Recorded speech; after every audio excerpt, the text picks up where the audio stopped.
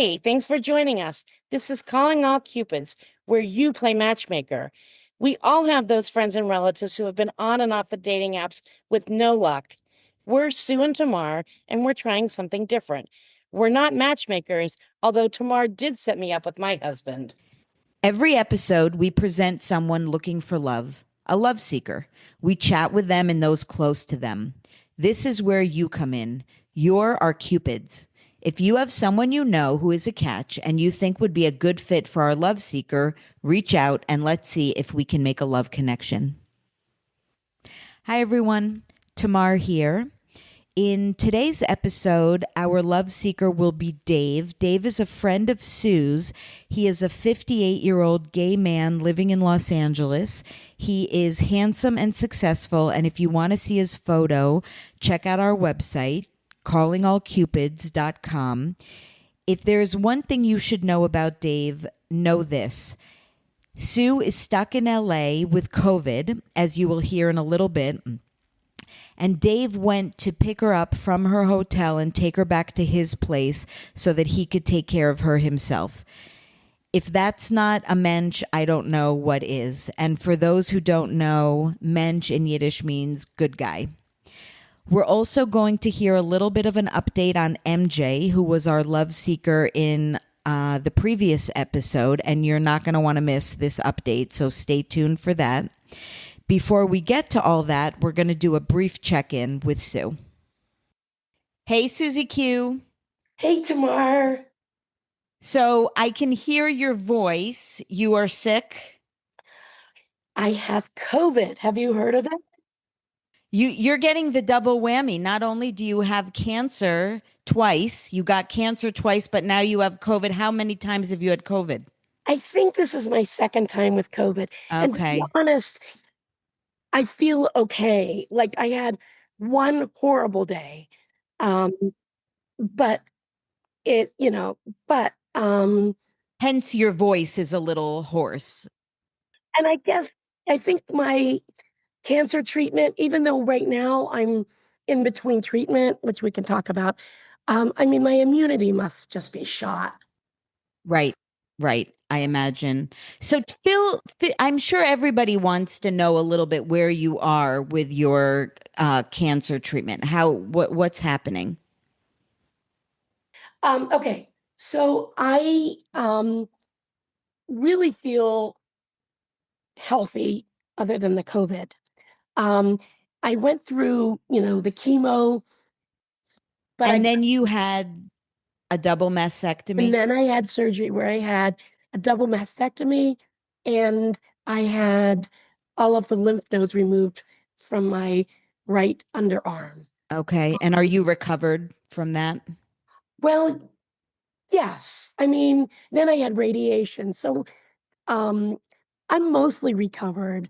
You know, there's recovery and there's recovery. And I think um, I think the thing about the gut-wrenching part about breast cancer is the emotional part of it as well. I mean, not only are you physically ill, but you are physically altered. You know, Yeah. I lost my hair, I lost my breasts. I have to learn who I am, and Right. and I have to learn. I mean, I have a completely different body than I had a year ago, Right. and it's not just. Sorry. It's okay. Um, it's not just being flat. It's, like I think if when you think about top surgery, they remove the breasts. But when you're doing breast surgery, breast cancer surgery, they're getting rid of the tissue Right. and they're, it's like so you're not just flat. I'm not just flat. I'm rippled and Yeah. I'm caved in areas and um I'm just a different shape. I don't even know what shape I am. But I'm, having to get used to being this person. Right. And most of the time I'm okay. I mean, I really am.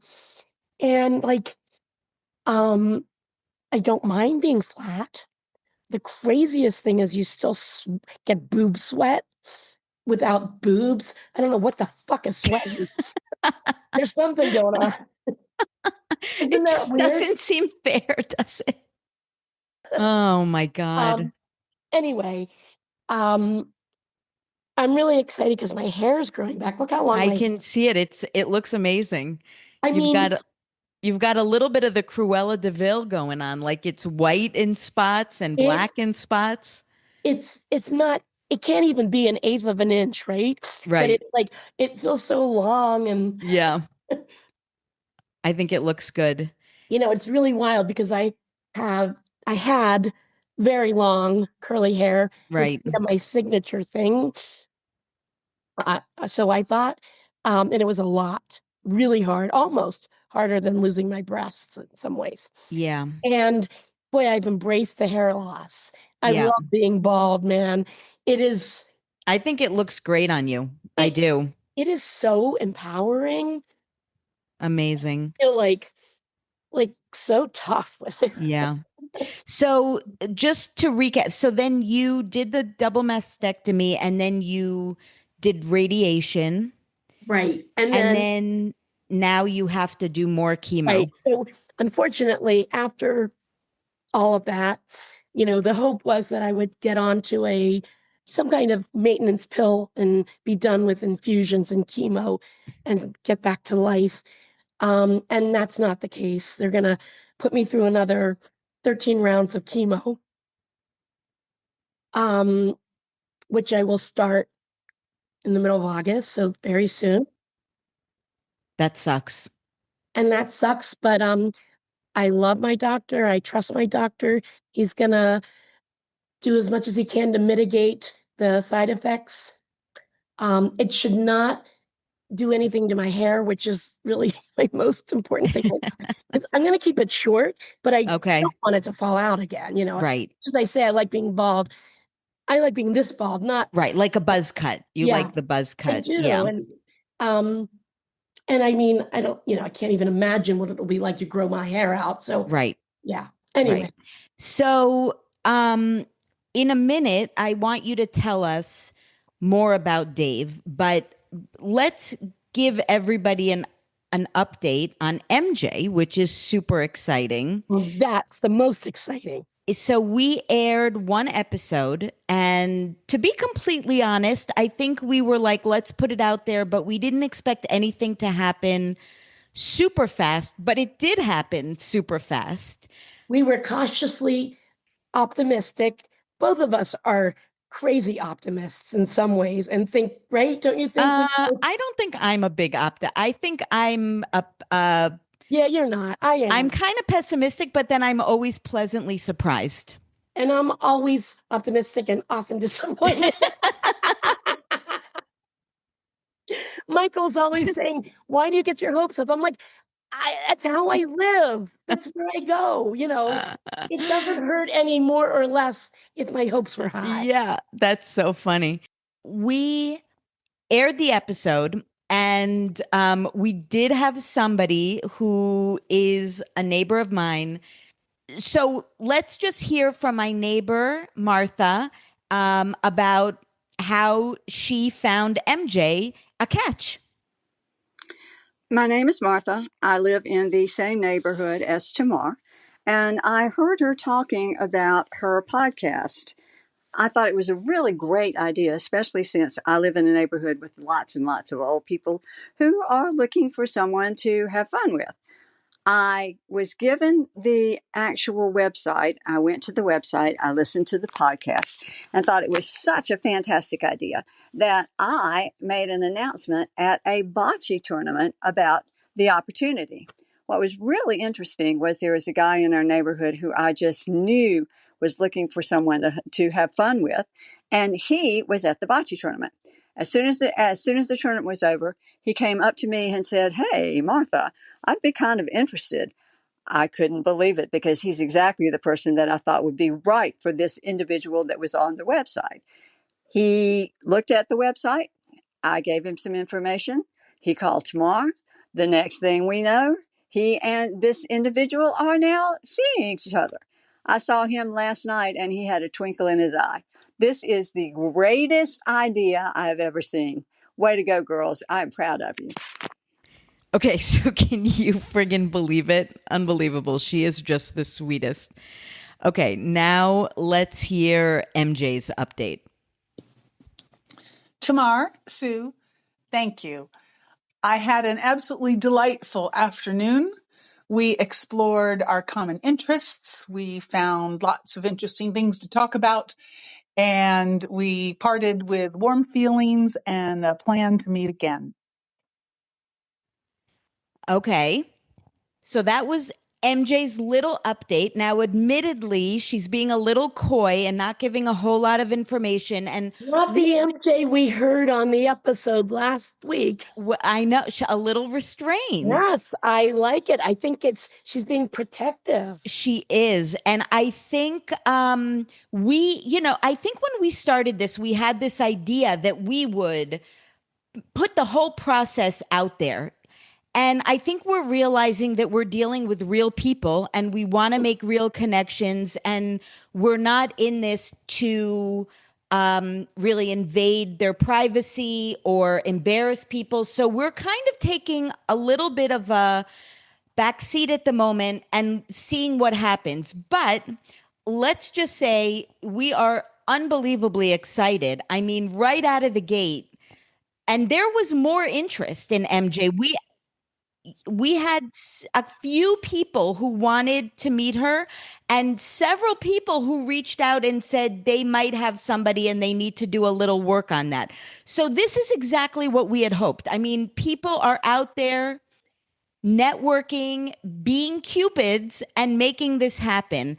And hopefully we will have more to report somewhere down the line on. I'm sure we will. I'm sure we'll hear from MJ again. Yeah, I think so.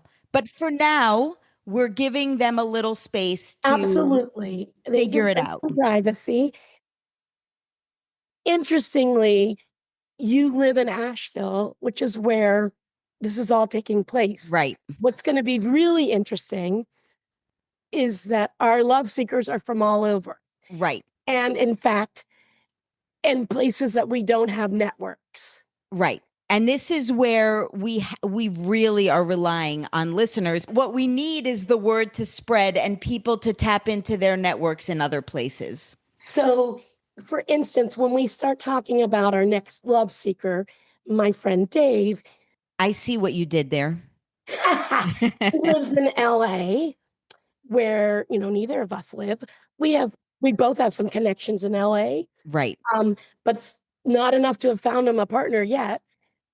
So back up for a minute. Why don't you tell us a little bit about how you know Dave, and then we'll take it from there. So Dave and I met in junior high. It was the year his father died. We were close and became closer after high school and college. Ended up living in New York City at the same time, DC at the same time. And he has remained my longest friendship. There are people that come into your life, that there's a thing about the people that are witnesses to your life that have a front row seat to your audience. And Dave is one of those people for me. Dave is one of the most loving, giving, incredible people I know. He has so much to offer, and he would be such a great partner. And I've seen him in partnership, and I know that's what he wants, and that's what I want for him. Okay. And we should note that he's gay. So to all the women out there, this one's not for you. We're looking for a guy. So why don't we pause and hear, we did this interview with Dave a while back, so your voice is a little different. And then we're also going to interview Dave's friend, Andrew, and in that interview, you were dealing with chemo and you were very hoarse. So your voice will change again, just so that people understand what's happening here. We are rolling with it. So, Dave, Yes, Susan. are you doing this because you're helping us out or because you would like to find a partner? Both. Okay. Partner sounds very Well, when I say partner, what is your word that you'd like to, I like a date. a date? A Okay. One date. One date. One pleasant date. Low bar. Low bar. Do you want to be in a long-term relationship that is like day to day? Or would you like to have somebody that doesn't even necessarily need to be in LA, that would travel and you'd see? I've been in long-term relationships, I guess, and I feel like I would like another sort of marriage-like relationship, but I feel like I'm open to a long distance. I'm open. Okay. Does your person need to be in recovery? No, It's okay with you if they do drink? absolutely. Okay. Okay.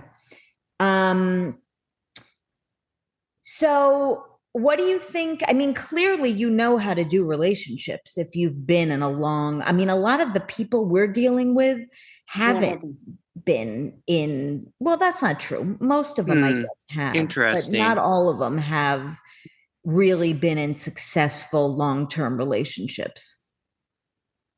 Yeah. Define success. Right. Well, that's a really good point. That's a really good point because, a relationship that's 6 months is still successful. Could be. Yeah. Yeah. Yeah. What was your question going to be? What do you think works for you and what doesn't? Like what has worked, what doesn't work?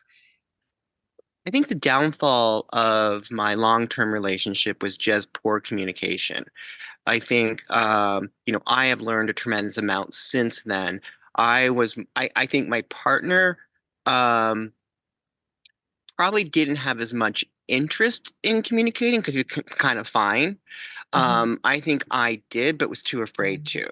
So there was a lot of, you know, again, these are gonna be like therapy terms, but like I really didn't realize it, but there was a lot of me people pleasing, a lot of me just trying to make him happy and not really, not even taking the time to realize what his happiness was, like, but trying like just always spinning to make him happy and figure out, and so there's this is probably not the best put forward, but I think there was a lot of my own neurosis that got in the way of our relationship.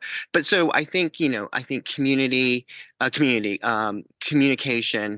The one thing that I think still like hurts me now about my ex partner, like I got into a place where I was like every single thing he did was a signal that he didn't love me. Like it just got to that place where everything exploded into like how he said, whatever. It was a crazy, like whatever. But the thing that I felt really did stick and hurt and has nothing to do with his loving me was he wasn't interested in me. Like he wasn't interested in the example I always come to bring to mind is I wanted to take singing lessons. And I went and took a couple singing lessons. I would come home and he really wouldn't ask me anything about it. I'm just like, do you have no interest? Like, it's kind of interesting that an old man is taking singing lessons. Like, you don't have to have a passion about singing, but like that interest in each other's lives. I heard someone describe it as like we are individuals going out in the world and then we come back and we share. And, I love that idea of, yeah. And I think the other thing is, the other thing that it's really important for me is an activity partner, someone to explore with, someone, physical, like athletics. And it's so funny. I'm not athletic. Don't call myself athletic, but I think I like to keep physical and mobile. So I like people, I would love to have an activity partner like that. Why do you think it's now you're in LA, right? Yeah. Why is it hard? Like I would think it'd be fairly easy for a good-looking, successful gay man in LA to meet Well, guys. who's that, Tamar? Yeah, exactly. I would Maybe too. it would be. Yeah. Give me his number. I think that my experience has been there are a few men my age who are single, who are fit, and the single fit men my age want 26-year-olds. Man, it's All the men want 26. That's the fucking. And you know what? The thing in the gay community, I'm not sure it's the same as straight community. The 26-year-olds want us. Like they're want you. like, oh, like I'm like, They do want not the call me daddy. daddy any longer. Like, I mean, just to be frank, part of my like, I kind of give into it once in a while because I'm like, all right. But you would like someone close to your own age. Yes. Okay. Yes. Absolutely. It probably is kind of a unicorn, right? Like they're more. I mean, I don't know. Yeah. You know, like, I and feel that's a stereotype. I don't know that that's true. and we're not looking for all men. We're looking for, we're looking for the Yeah. right people. But yeah, that's I know. I know the other thing for me is I don't know how old I am. And I don't know how to say that in a real way, but like, like, well, Sue, like we went to MEA and I look around like, wait, these people are my age? Like, how old am I? So I spend a lot of time with young kids. So my closest friend at the moment is 26, 28, so I spend a lot of time with the young kids. So I forget how old I am. And the couple dates I did have with the Talkify, the guys were 65 and 67. And they clear that with me. They're like, is that okay? And I'm like, okay, my ex-partner is 62 now. So yeah, but like every 67-year-old is not the same, as you guys probably know. Right. And that's like a weird thing. That is the weirdest part of it. Like their attitude towards age and life and everything. It's very, different. Like the one guy was like, we can't be picky much longer or something. I don't know. There was some crazy, like I wanted to kill myself at the end. I want to go on a date before I die. I'm like, all right. So we just heard our discussion that we had a little bit with Dave.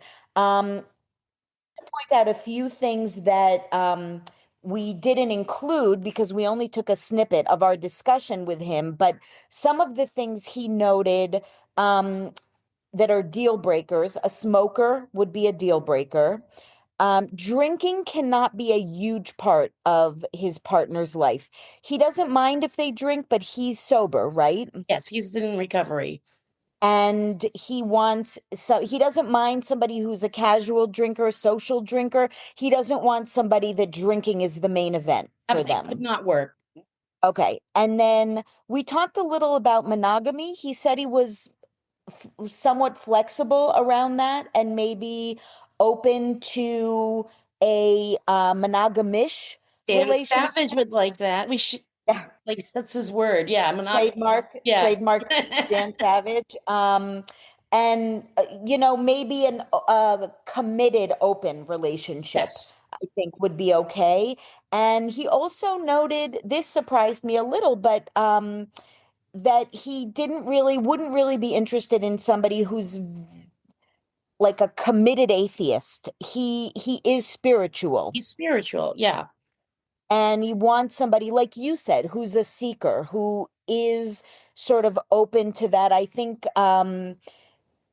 not maybe super religious per se, but maybe like somebody who's interested in Buddhism or learning or yeah. Okay, then go ahead. I was just going to say, in his sobriety, he is very service oriented. So I would say that his love language is probably acts of service. That's a lot of what he does and the way he shows his affection. Although he's also, very warm and in touch with his feelings. And I mean, I Dave is, clearly one of my nearest and dearest friends. Um, I would love to find him somebody that, I really liked Dave's partner that he had for years. Loved him. Um, but I think that they weren't suited because, like he said, the communication, they were looking for different things. And Dave wants somebody that's going to share interests and share their life, even if they're not doing things together all the time. People often say probably the biggest thing I've heard is that communication is sort of what led the relationship to break down. But I can't remember where I saw this once that they said it might have been in like a book or about marriage, like relationships, that it was like that's really often not the case. Often people are very good communicators. It's the message we don't want to hear. What's being communicated, that's the Mm. problem. But I think the truth is probably somewhere in the middle, that Yeah, sometimes, in this case, they were very different in yeah, that, like Dave wants to talk about things, and I don't know that his partner really did. gotcha. Okay. Okay, let's pause again and hear a little bit from his friend Andrew, who we talked to as well. Andrew, thank you so much for meeting with us. We basically want to hear a little from you about Dave. So just go ahead and dive in and tell us a little bit about him. He is exceptionally intelligent. I think that he is a very curious person. So, like in every facet of his life, he's just willing to learn and to gain information, which I think is, you know, almost more useful than like the book smarts that he has or the, worldliness that he has. Um, So our friendship sort of started based on cycling. So he's an avid cyclist, and we rode together throughout the pandemic. And cycling is a big part of his life. He was the captain of our cycling team at the time. And still is a big part of his life, a big passion is organizing the cycling team. He is like a people person. I mean, eh, I say he's an inspiration to me because, I am not like a social butterfly. I am not the one at parties to like work the room. I do it in my own way, but like I'm not gonna like walk up to everybody and talk to them. And he is that type of person. So he's extremely gregarious, um, and at the same time, not like the most social person either. It's kind of a good balance of like when he's at a party, he'll talk to everybody, and when he's at home, he like loves his alone time and loves to like, you know, think and watch the news and watch new movies. So that's definitely a part of him. Um, So and I think it kind of goes along with this thing with curiosity, and that's where his gregariousness comes from. He's like just wants to learn from everybody. He's like, you know, yeah, especially in a time like this where everything's changing and this new generation's coming up and there's so much to learn and so many areas to grow. Like he's very receptive to that. And as Or an old guy, right? yeah, right, which is great, which that goes Because up. there's a big age difference between. How old are you, Andrew? I'm 28 and he is 50, almost 58, I He's guess. 58. Yeah. Yeah, so 30 years age difference. And so part of our bond was on cultural references. So I grew up with a lot of um I don't know, my parents always showed me like Hitchcock movies and I learned about Elizabeth Taylor very young, and it was just like my house had a lot of older culture in it. So I think that was like a big part of how we sort of grew together was we, you know, watch a lot of old movies, old TV shows. We bond over these just like this era of like yesterday. Mm. So he, you know, I was thinking about this outside. I was walking my dog and I was thinking about David as a person and some of the good things and the bad things. And I think he is like intelligent, organized, gregarious, like very a professional minded person. Like he loves work and enjoys in every sense, whether it's like compensated or not, like volunteer work, like he loves organization. So even like being a part of the cycling team, he's an amazing leader, and is like exceptional at process and it makes sense to him. Like I think all of that minutia of like a company or work or whatever is it really speaks to him. And I even was talking to him at a party and I was talking about my schooling in the IB program and how like it was all up to interpretation and it's very vague and I was like that's why I don't like math. And he said, "Well, I love math because I love results and I love the it being exact." So I think that says a lot. And then, it comes to like his personal life, and I think he struggles to like make decisions in his personal life. And he when we watch movies or we go out to dinner, he like really relies heavily on me to like make the decision on the movie, make the decision on the dinner. So it's an interesting dichotomy between that because Oh, that's interesting. I don't know that. Okay. So yeah, have you known Dave to be in a relationship since you've known him, or at least, no. right, not No. right. And uh, what do you think one is holding him back, if that's what it is? Uh, what, Why hasn't he found a person in the last several years? I think there's a few things. I think definitely his previous relationship. He definitely still thinks about his previous partner a lot, his previous relationship, how it ended, the things that happened, the things that he did, the things that his partner did. I think it really, for lack of better words, traumatized him in that department. I also think that getting older, his age, his confidence, I think play a big part in it as well. And so I think he spends a lot of time thinking about like, the ideal partner and the ideal relationship and how to treat someone and how to be treated. And I think that he just gets caught up in all of that that and makes it's sense kind of because paralyzing. he spends a lot of time, when you talk about, I would say service, when Hmm. you talk about leadership and his work ethic and all.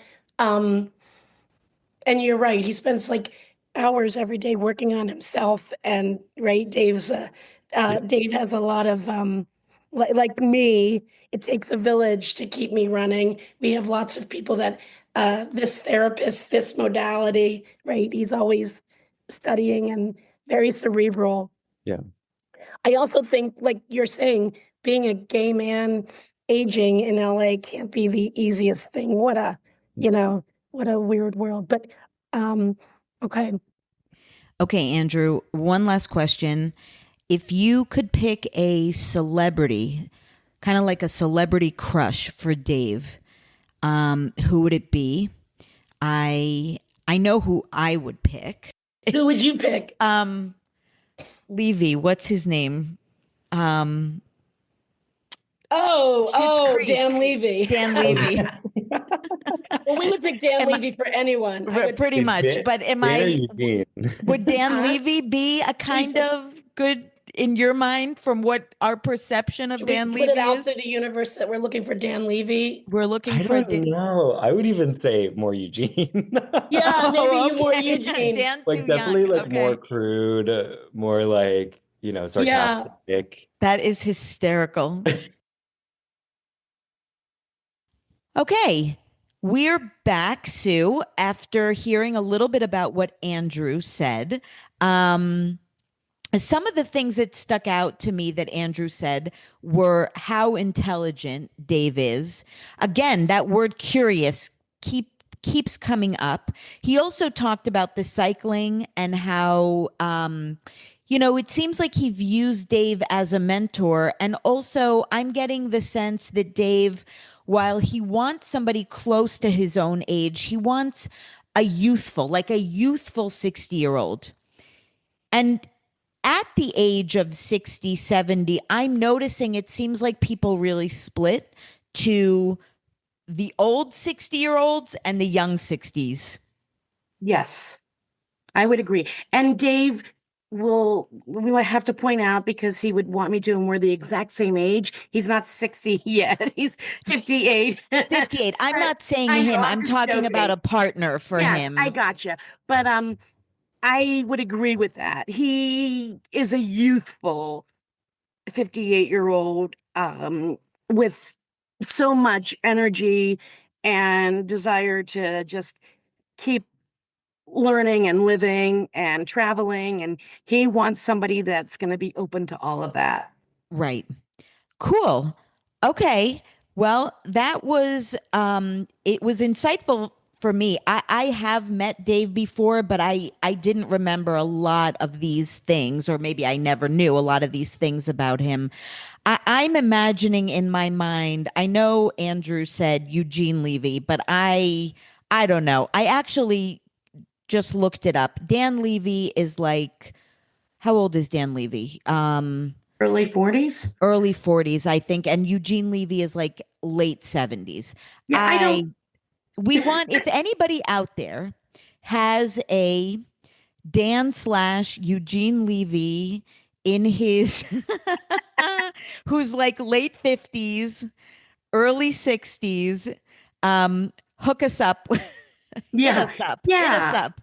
I think he would be open to somebody even in their 40s and probably early 60s, 65, 45 to 60. Okay, so Dan Levy, if you're listening to this, please reach out if you're not dating anybody. And Eugene, you're too old. Yeah. and straight. So there's that. And straight, there is that. But Dave could maybe, change that. You never know. You never know. You never know. Great. So to everybody out there, again, if you do know somebody that you think would be a good fit for Dave, again, LA area, reach out, callingallcupids.com. And we have a big request for our listeners to please leave a rating. And if you're so inclined, leave a review. It is how people are going to find us. It's how we're going to climb up in the podcast world. We don't know a lot about the podcast world yet, but we're learning, and people tell us that's a thing.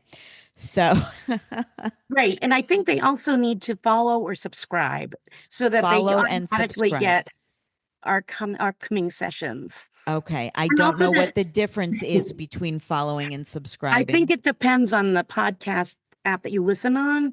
Maybe. Gotcha. I don't know. I know nothing. But we want you to listen. We want you to review. We want you to share. We are excited, and the only way this will work is if we grow it. Because we have we're an trying to grow audience. our village. I mean, that's what we're trying to do. We're basically banking on the fact that somebody knows somebody who's a good fit, but we only know so many people. So we're relying on all of you to really think about who you think would be good fits. Hey, thanks for hanging out with us. If you or someone you know is looking for love, reach out. Maybe you'll be the one to shoot that Cupid's arrow. We present new love seekers every episode. So subscribe to our podcast, Calling All Cupids, and help us grow the love by leaving a review. Our website is called callingallcupids.com. You can also connect with us on social media. Check us out and help us spread the love.